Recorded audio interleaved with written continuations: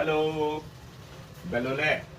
ને કાઉલા બધા સારા છે સબ ઠીક ઠાક એ આજે છેલ્લો નાસ્તો હવે તમે કહેતા હોય કે એ કેમ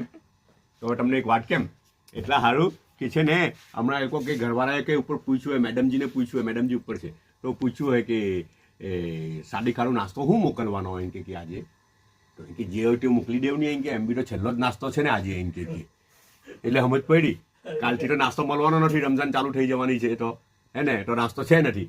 કઈ નહીં આપણે તો કઈ ને કંઈ મૂકા જ કરવું આપણે તો મળવું એક 40 દિવસની રજા પાડેલી છે ને આપણે એટલે હવે રજા નહીં પડે હે હમણાં તાત્કાલિકમાં આપણે કઈ ને કંઈ મૂકા જ કરવું ને મહિલા જ કરવું અચ્છા તો એવું કહેતો હતો કે પછી છે ને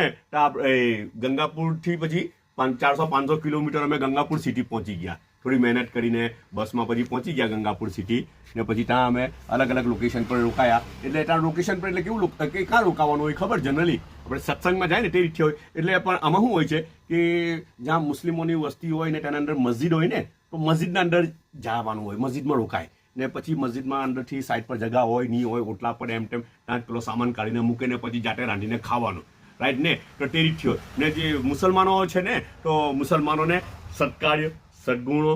સારો રસ્તો પ્રોફેટ મોહમ્મદ સાહેબની જે લાઈફ છે તે લાઈફ બતાવવામાં આવે કે જો આ લાઈફ છે અસલ મુસલમાનોની લાઈફ આ છે ને આપણી લાઈફ આ છે તો કેટલો બધો ફરક છે અચ્છા અસલ લાઈફ પર નથી આપણે તો એના કારણે આપણે ખુદ તો તકલીફમાં આપણા ઘરવાળા આપણા અરોસ પરોસ હે ને આપણા મુલ્કવાસીઓ બી તકલીફમાં ને તમામ ઇન્સાનિયત તકલીફમાં આપણે સહી નથી એટલા માટે આપણે સહી થઈ જાય તો બધું જ ઠીક થઈ જાય અસલ હા તો આ મુદ્દાનો પર ફોકસ કરવામાં આવે કે આપણે પોતે સહી થઈ જાય કોઈના ઉપર બ્લેમિંગ કરવાનું કે અહીં એમ કર્યું ને પેલું ટેમ કરે ને પેલું ટેમ કરે ને અરે યાર તે તો બહુ ઇઝી વસ્તુ છે પોતાની જાત પર બ્લેમિંગ કરવું તે જરાક અઘરું વસ્તુ છે તે બહુ મોટો સંઘર્ષની વસ્તુ કહેવાય ખબર અચ્છા તો આમાં હું જે ડાઉટનું એ તબલીગનું એ કે ભાઈ પોતાની જાતને ઠીક કરીએ આપણે બધા પોતાની જાતને ઠીક કરીએ રાહતનો સામાન બની જાય અડોસ પડોશ માટે ને તમામ ઇન્સાનિયત માટે કોઈ લેવા દેવા નથી કોણ મઝહબનો છે કયા મઝહબનો માણસ છે દરેક માટે રાહત અને ખુશીઓનો સામાન બની જાય ઇન્શાલ્લાહ બીજી વાત પછી કરું અચ્છા પણ બી સારું કરેલું છે કે ઠોકી નથી દીધું એ લોકોએ હું કહ્યું ખબર એક સેન્ડવિચ જો કે શોર્ટકટ કર્યું એક સેન્ડવિચ આ કેમ બહુ બ્રાઉન થઈ ગયું લેસ ઓઇલ હે ઓછું ઓઇલ ઓછું છે ઓકે ઓઇલ ઓછું લાખેલું છે એટલા સારું આવી રીતના થઈ ગયેલું છે આ પાછળનો ભાગ છે એનો સ્ટીક કરેલું છે સ્ટીક કરેલું છે પ્રેસ કરેલું છે એને